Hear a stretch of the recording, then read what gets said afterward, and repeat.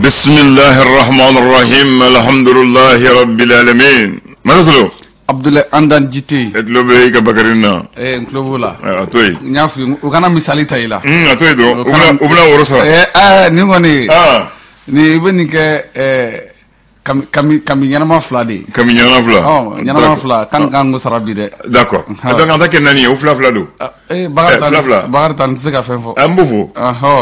se ka fo d'accord net se ka fen fo ay mba fo bismillah mba kuma kele mba segima amara patiba de côté ko kuma ti mabalo mais mamu se kuma la o ti desa balo la ntika tala ble est-ce que tala e to di e bi se kuma la a fe misali folo folo mi ne be mu famia able ni kuma bila ko ni nani joka fo karsa kuma bena a be famia ka fo ko fendo de ke bila donc duru na yini ka dima mais kuma bila iti se ka fo anati foli date mais kuma te mu be bo dala dron ali jesi ni fon bala ni bolo ni fon yelema o bebe fendo fo bon ni ti so fanana able abi gele ade abi gele o ko kuma ma mu ne yike kon fo chugo ko mu ne yinya kon fo chugo sika fo ita ma fam able c'est-à-dire ntado mina a résumer chuga jmena abina fo misali kerengere sisan san an ka premier ministre bɔra sommet min na sisan a ye kuma minnu fɔ i m'a ye dɔw bi n'i ye maliyɛn bɔ kɛmɛ o kɛmɛ misali de don bi seegin bɛ bi kɔnɔntɔn bɛ yen olu ko ko kuma fɔcogo ko foyi t'a la k'a kan ka fɔ tan de ne y'a fɔcogo ye mais i bɛ sɔrɔ i bɛ tan ta olu b'a fɔ ko non a man k'a fɔ tan a kan k'a fɔ fɔcogoya wɛrɛ la mun tɛ nin ye donc o de ye kuma ye mun ye ɲɛ n fɔcogo mun y'a tiɲɛ a fɔcogo don donc kuma jugu tɛ a fɔcogo jugu de bɛ non famille ko jugu de be ne ka famille la ay bamanan ko de ko jugu ye jume ko ni nani soro ka foi fa be ko ni kuma ko ni ba chebe kuma jugu ye voilà ko ko atiki kelen do ya ba fa jogo de atien voilà o exemple ni kuma fo sisa ngo ndetien mais solo ye garantie iya aywa solo ma kinyefo mais donc ay solo ye garantie ya kelente kelente ay kelente fa jogo tikle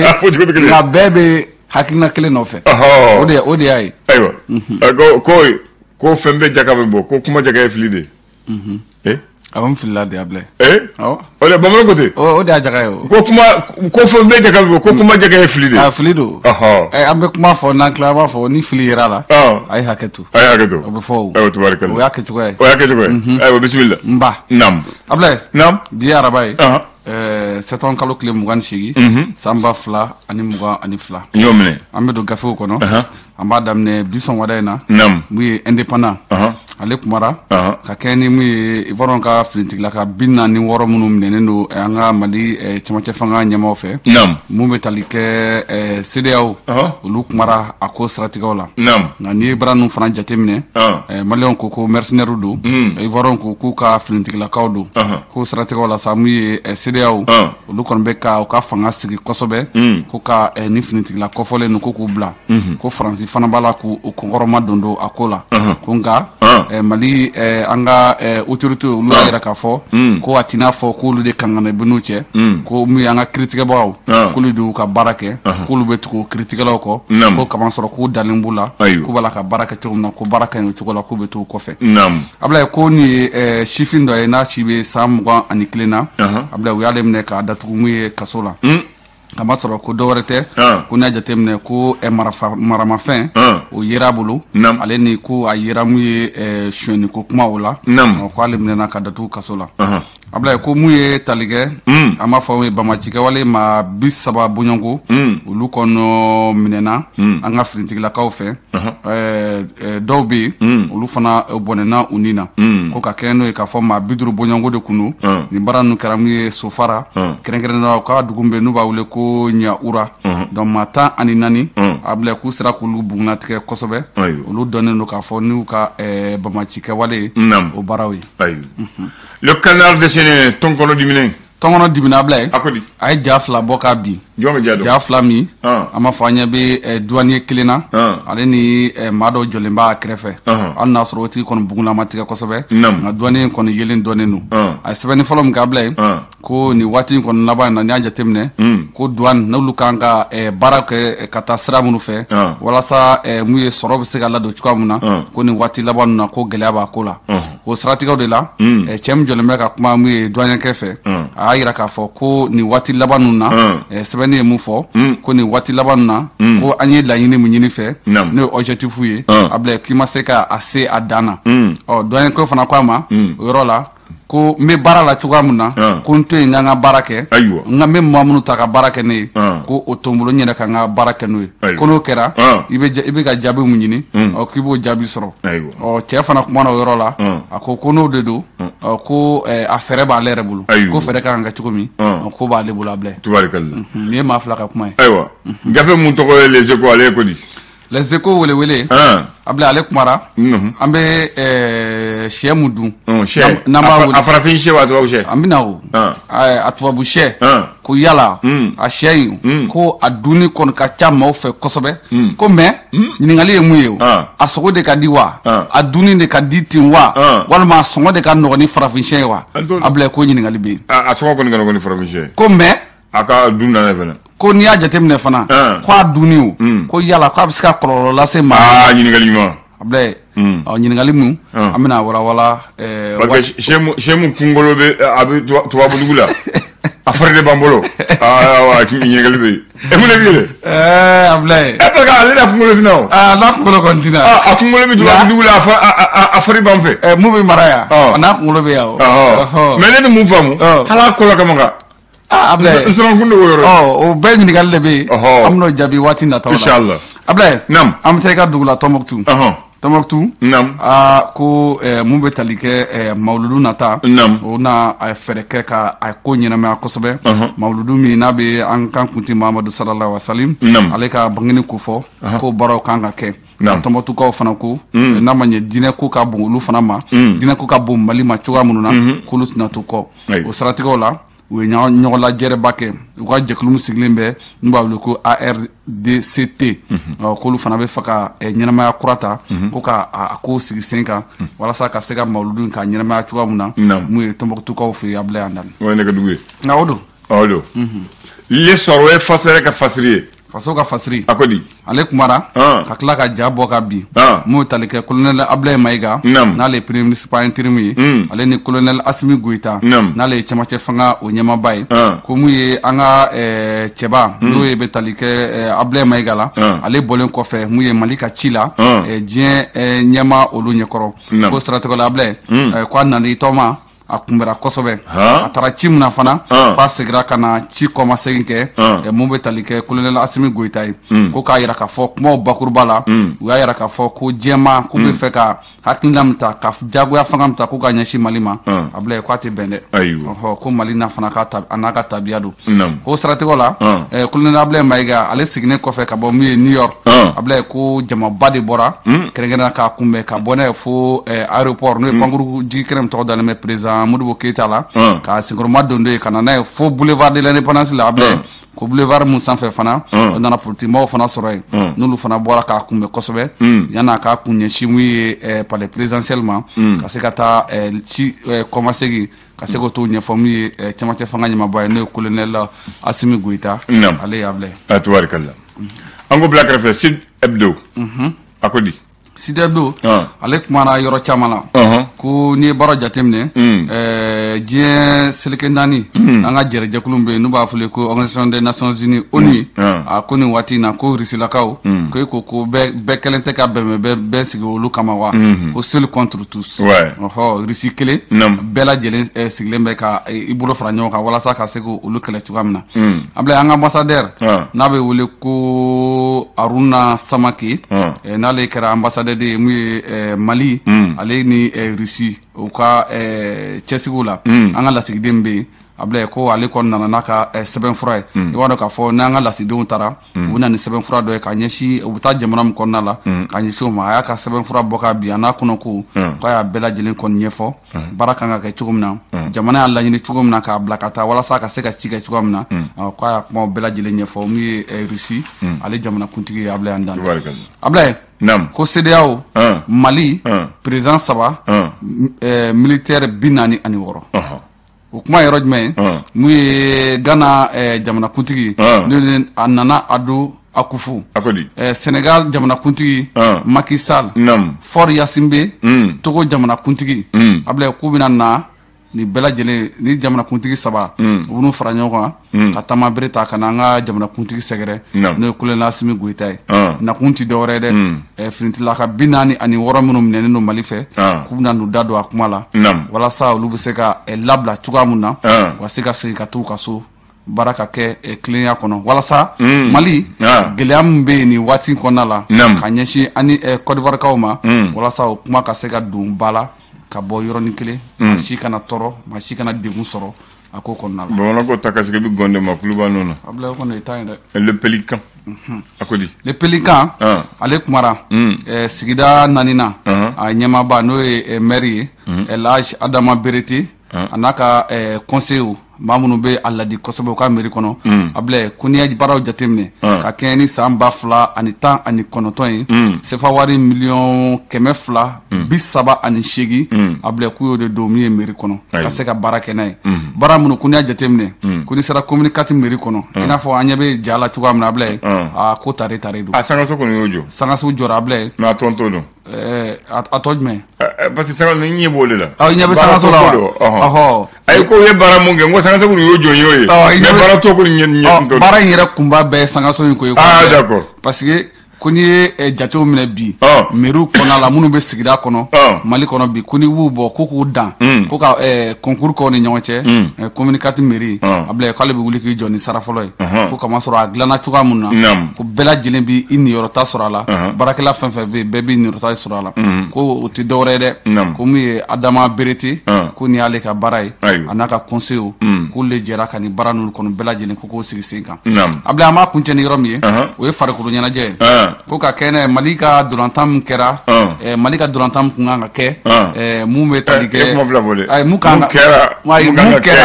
ani mun kun kan ka kɛ parce que dolantan kun fɔlɔ kɛra Mali ni Zambie ɲɔgɔn sɔrɔ o kɛra o banna Mali ka sɛbɛn a la 1 ni 0 dolantan kun filanan o baaraw fana kun kan ka kɛ mais san kɛra o sababu ye a kɛra parce que a ye dɔnni yɛlɛ o dɔ de kɛra a bɛɛ ma kɛ Ablaye dɔnni de kɛra la donc san kɛra sababu ye ka dolantan in kɔni ka a tiɲɛ ko saratigɛw la jaratigɛbaga ɲininkala kun jumɛn na match a tɔ ma to sen na munna a tɔ ma kɛ ko k'a sɔrɔ n'i ye jateminɛ kɛ balontan sariya b'a fɔ ni dolantan jɔra sanga 45 bɛ yen jateminɛw bɛ k'o la k'a lajɛ n'a sɔrɔ balontan bɛ se ka segin ka daminɛ walasa n'a se ka segin ka daminɛ ko nka jaratigɛbaga yira k'a fɔ balontan kun bɛ se ka segin ka daminɛ dɛ parce que sanga 45 kun ko fɔra o baaraw kɛra ko nka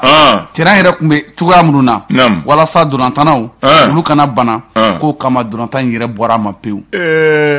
Terrain jumɛn 26 mars 26 mars jumɛn samedi 26 mars de Bamako mun filɛ nin ye o ye miliyari hakɛ dɔ mun na Ablaye a fɔra ayiwa o terrain o terrain na Ablaye i bɛ miliyari 100 dɔ terrain na ni san nana ni ji ma se ka tɛmɛ n'a ye Ablaye balontan bɛ bɔ a ma koyi o tɛ Mali dɔrɔn ye dɛ mɔgɔ mun ye terrain bila o m'o bila la mun na o m'o k'a la mun na ka jumɛn k'a la fɛrɛ pour que ni ji nana ji kana jɔ ji jigiyɔrɔ bɛ yen Ablaye mun de m'o kɛ ji jigiyɔrɔ bɛ yen a fɔra ye ko dɔ de bɛ chiffon ta ka ji kɛ o kɛra o dɔ ye chiffon ta ka kɛ o man ka kɛ o Ablaye hali tubabu la peut-être yan an ye chiffon de ta sinon furanna dɔ de bɛ yen mun bɛ ji furan k'a lajigin o de tun kan ka ɲininkali tɔ min bɛ o yɔrɔ la nka Ablaye kuma ye yɔrɔ min ye mun ye an ka farikolo ɲɛnajɛ minisiri Ablaye ko ale ye yafa deli kɛ bɛɛ fɛ nin ko in na k'a sɔrɔ dolantan in ma se ka kɛ cogoya min na ka ban donc an b'a ko bila o yɔrɔ la. Komi ko a ma bɔ mɔgɔ mun ye billet san u y'a segin u ma u ka billet wa Ablaye komi ko a ma kɛ n taara match filɛ ne ka wari bɔ n'a ma kɛ ne ka wari match kɔni ma kɛ mun ye billet segin ye sa u ka taa fédération ale ni ministère u ka t'olu ɲininka u ka billet la an tɛ se ka foyi fɔ o la a bɛ se ka fɛn fɔ a Ablaye an tɛ se olu de ye billet feere o ye billet feere olu de y'a feere hali m'a fɔ mɔgɔw ko taa terrain de match bɛ yan o y'an ka baara ye bon a fɔra an ye ko match bɛ yen an y'a fɔ maaw y'a mɛn diɲɛma y'a mɛn wa match fana tun bɛ yen maaw taara fana match tun bɛ yen bon comme match ma bɔ a y'a fɔ fédération a y'o ka wari segin sababu dɔ de kɛra mun y'a to match ma kɛ ne y'a faamu mais sisan yala an k'a fɔ fédération ka aw fana bɛ se ka na tuguni match kɔni ma bɔ aw